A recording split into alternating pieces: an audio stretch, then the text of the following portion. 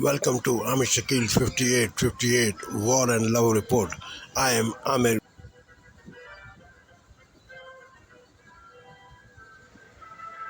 Welcome to Amir Shakil 5858 War and Following is the compilation of major headline news which were broadcasted by the major American news networks. Those included PBS, Democracy Now!, NBC, ABC, CBS.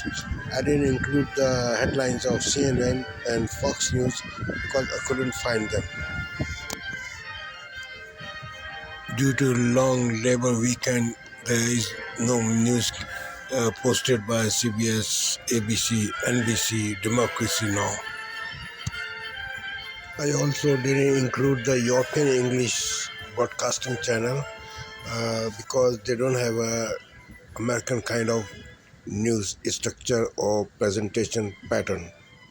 Former FEMA administrator Craig Fugate on the lesson learned from this summer extreme weather and the future of disasters management in the United States, and why artificial intelligence is at the center of the ongoing Hollywood strikes, and a look at the rise in young people participating in shooting sports and the concern it raises. There's so much more to it than the gun aspect of it. It's the team, it's the mental, it's the physical, it's the resilience of shooting and coming back and showing up. President Biden and the First Lady got a first-hand look today at the damage Hurricane Idalia left behind in northern Florida. They surveyed the devastation by helicopter, toured hard-hit Live Oak, Florida on, and were briefed by federal and local officials. The Bidens were joined by Rick Scott, but Governor Ron DeSantis was notably absent. An aide to DeSantis, who is running for the presidential nomination, said that the logistics of a meeting with the president would interrupt the recovery operations. A week after landing the first spacecraft near the moon's south side, India is setting its sights on the moon, rather sun. This mile, India launched a spacecraft that's to travel nearly 1 million miles over 125 days to a point in space where it will have a clear view of the sun. There it will study the sun's upper atmosphere and other phenomena like solar winds. Now, two passings of note. Bill Richardson died last night. He was a two-term governor of New Mexico and 14 years member of U.S. House. During the Clinton administration, Richardson was the Energy Secretary and UN Ambassador. In recent years, as a private citizen, he negotiated the release of Americans wrongly held in places like North Korea and Russia. WNBA star Brittany Griner's family publicly thanked last year from a Russian prison.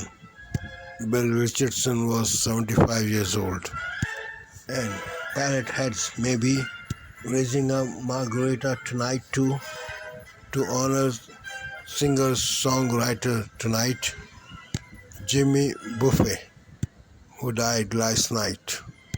Buffett parlayed a laid-back island vibe into a multi-million-dollar business empire that includes restaurants, resort hotels, and a clothing line.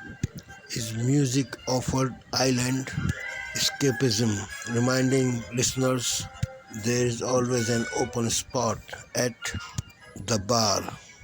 His 1977 breakthrough hit song was Margarita Willie, whose whose easy Caribbean rhythm is a portrait of a beach born drinking the day away.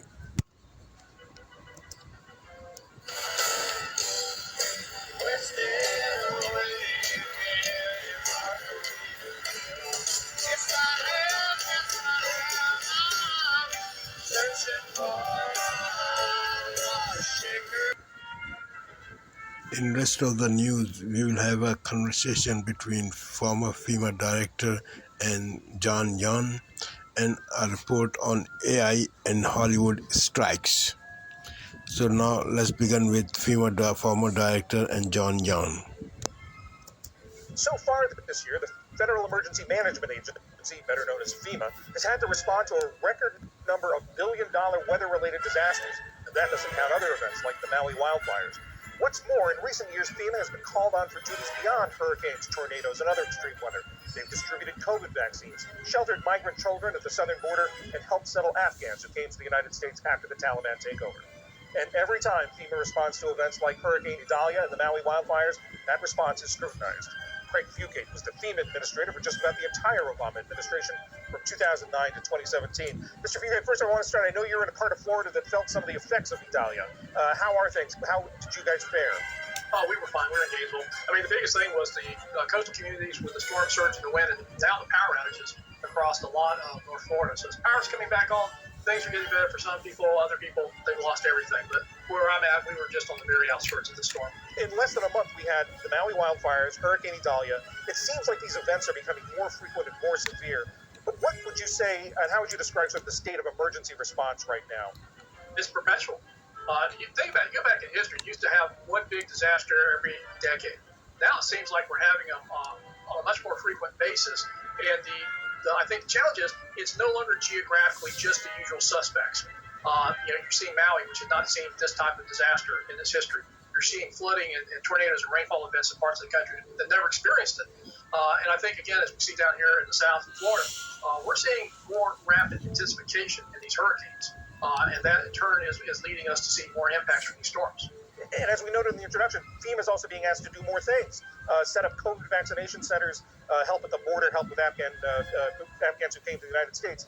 Should those things be something FEMA should be doing, or is FEMA sort of overstretched in those areas? I think you go back to the aftermath of Hurricane Katrina, where Congress identified FEMA as the federal government, one of its crisis management agencies.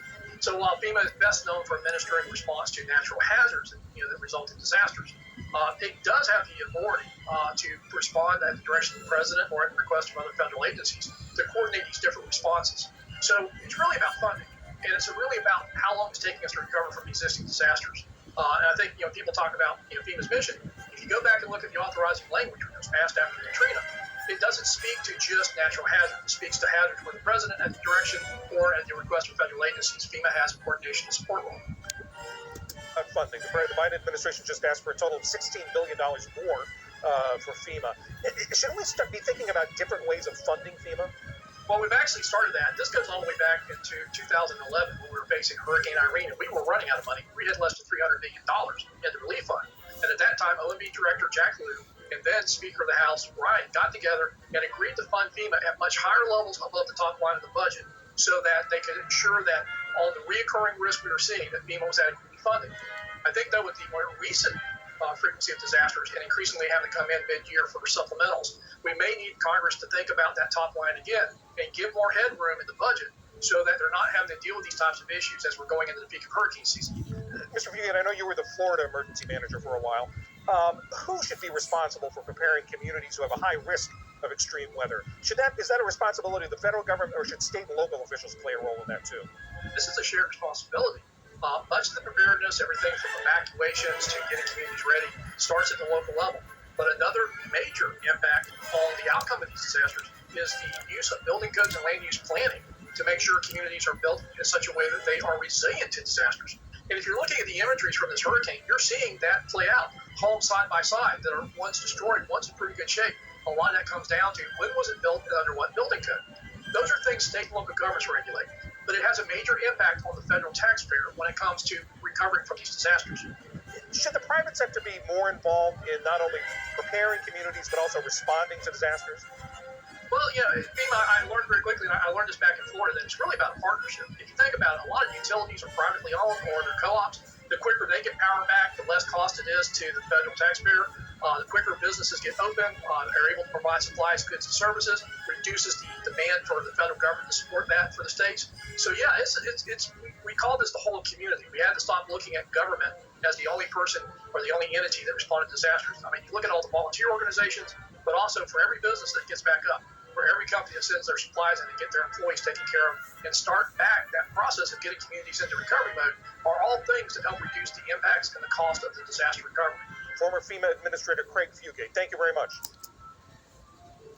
On this Labor Day weekend, the Hollywood production houses are shut down because of 2 strikes. Now, as Ali Robert reports, one issue was a big factor in both labor disputes. The screenwriters' strike has persisted for more than 120 days with no end in sight. Actors joined the writers on the picket line this July, striking against the Alliance of Motion Picture and Television Producers. It's the first dual strike of both Hollywood actors and screenwriters in more than 6 decades and has brought many film and TV productions to a halt. At the heart of these negotiations is figuring out the role of artificial intelligence in Hollywood. Jules Roscoe is a reporter at Vice Motherboard, specifically focusing on the convergence issues of labor and tech. Jules, thank you so much for joining us. Explain to me how the issue of AI is playing a role in these strikes. AI is one of the 2 main issues that these writers and actors are focusing on because it is an absolutely new frontier for them when it comes to negotiations, and they're asking for better regulation on how it's used in the entertainment industry so that they don't get replaced entirely. What are some of their concerns about the current state of regulation and how their likenesses, their voices might be used in the future if AI goes without additional regulations? There are currently no regulations, especially when it comes to the contracts between the writers and the actors and the studios. Currently, studios are looking to push more and more AI into the entertainment industry because it is cheaper for them to use AI than to have actual humans creating this content. And what actors and writers are asking for is regulations for writers in particular, how AI interacts with them in the writer's room and how it's monetized by studios. Right. So let's talk a little bit more about how AI is currently being used and how are these actors and writers concerned that it might be used in the future? Currently, AI, especially in writers' rooms, is being used to generate new pilot ideas for new shows or to rework a script such that it can be used by a studio without having to have a writer in the room when the script is being filmed. In relation to actors, a lot of actors have expressed concerns, especially background actors, about having their bodies 3D scanned and having those scans be used and manipulated by artificial intelligence to fill out the backgrounds of scenes and essentially replace them as a workforce. Another issue that actors and writers have cited is their work being used to train AI. It's a process called machine learning. Tell us a little more about that and how their concerns play into what they're asking for now. Machine learning is essentially the process when you have a computer program that is designed to track patterns and detect patterns in a large set of information or data. And the way that you train this program is you give it a large set of information and you ask it to detect a certain pattern. And then you grade how accurately it's detected the pattern you've asked it to detect. The computer program can improve its performance based on number of trials and number of times tested in machine learning. The crux of this matter when it comes to the writers and actors strike is that the large sets of data come from the content that writers and actors have generated, and they have not been compensated for any AI training that has been done on that data. It seems like the issues that we're talking about have a lot of applications in other industries. How is this strike, how is this conversation going to be affecting other industries in the future? I think this is absolutely going to set a precedent when it comes to how AI interacts with the workforce on many, many different levels and many different fields. You think about news, you think about media, you think about education. All of those are fields where AI can have a significant impact because it works faster, because it's able to generate more content. And the regulations that we're going to see hopefully come out of this strike are going to impact those industries as well. So this absolutely does set a precedent. And lastly, in the time we have left, what do we know about what the studios are saying about the demands of actors and writers? Studios have, for the most part, especially over a long period of the summer, been unresponsive. There was a point where studios told actors and writers that their demands for AI are just unreasonable, and that instead of having any sort of regulation, they would propose to have regular meetings to talk about advancements in technology, which is not what the writers have been asking for at all. Writers understand that AI is unavoidable. It is the next technological frontier. They're not asking for it to be excluded fully from the writers' room. What they're asking for is better regulations on when and how it's used, and studios were largely unresponsive to that. But recently in August, studios have proposed a little bit of a transition where they won't consider AI material literary material, which means that AI will not be able to get writing credit for any material that is used in shows or films, and that means that writers have a better shot at keeping their jobs and getting paid for their work. Jules Roscoe with Vice Motherboard, thank you so much for joining us. Thank you very much.